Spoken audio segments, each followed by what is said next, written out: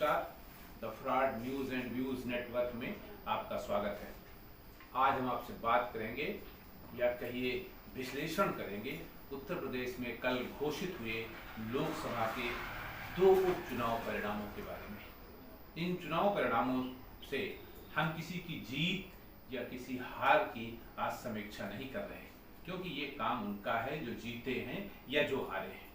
मैं तो यहाँ ये बताने और जताने का प्रयास कर रहा हूँ कि इन चुनाव परिणामों का राजनीतिक दलों के लिए मैसेज क्या है, संदेश क्या है, मतदाता राजनीतिक दलों से कहना क्या चाहता है और बताना क्या चाहता है।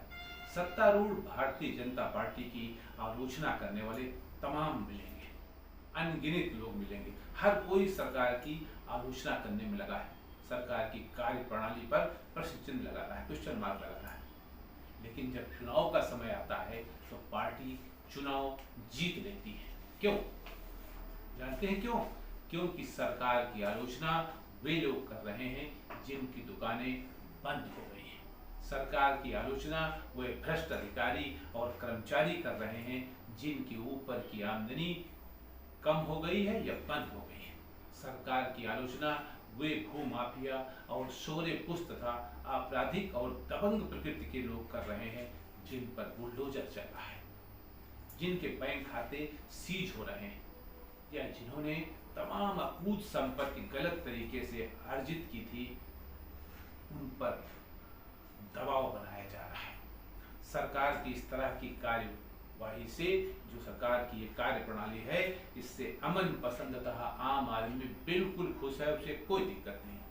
यही कारण है कि अब जातिवादी तथा परिवारवादी पार्टियों का दबदबा धीरे धीरे कम हो रहा है।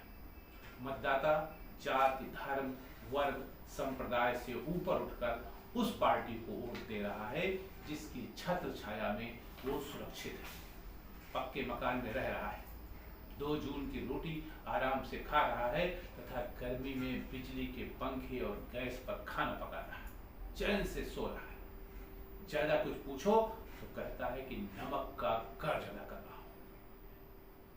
मोहनलालगंज तहसील के अंतर्गत एक कस्बा है मऊ। यहाँ करीब 700 मुस्लिम परिवारों को प्रधानमंत्री आवास योजना के अंतर्गत मकान बनवाने के लिए 3.5 लाख रुपए मिले।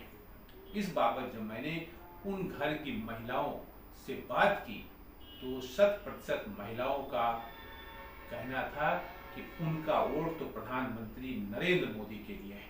उनका कहना था उनके शौहर भाजपा को गाली देते हैं, मोदी और योगी को गाली देते हैं, लेकिन जिन्होंने हमको घर दिया, इज्जत दी, घर की मालकिन बनाया, हमारा वोट तो उनको ही जाएगा।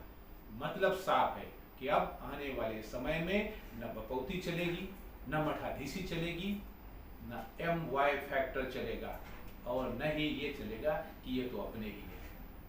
अगर चलेगा तो सिर्फ काम और काम के लिए संघर्ष करने वाला नेता चलेगा, आम आदमी के दुख सुख में शामिल होने वाला नेता, विकास के लिए पसीना बहाने वाला नेता।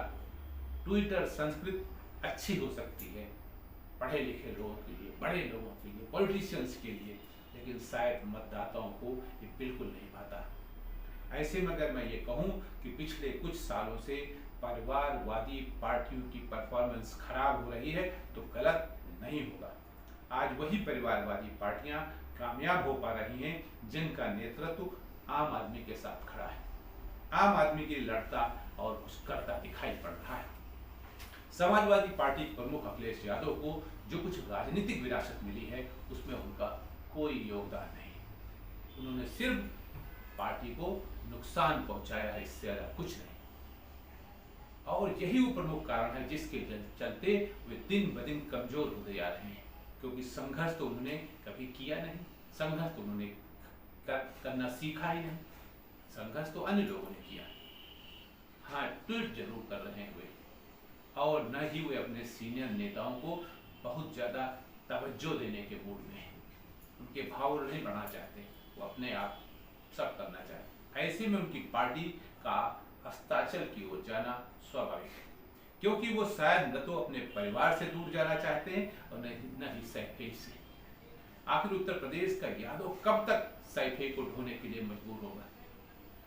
2017 के विधानसभा चुनाव में लखनऊ की यादव बाहुल्य सीट सरोजनी नगर से सपा प्रत्याशी सिर्फ इसलिए हारा क्योंकि वो सैफई परिवार का सदस्य था, अनुराग यादव नाम था उनका, इसलिए उनको हराया गया कि यहाँ के लोग सरोजनी नगर विधानसभा क्षेत्र के जो यादव लोग थे वो नहीं चाहते थे कि यहाँ दूसरी सैफई बने।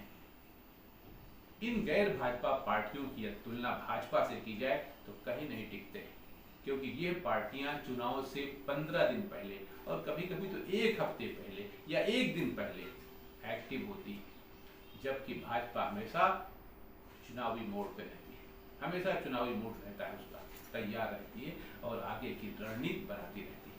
भाजपा का लक्ष्य चुनाव जीतना होता है, जबकि अन्य पार्टियों का लक्ष्य चुनाव लड़ना होता है।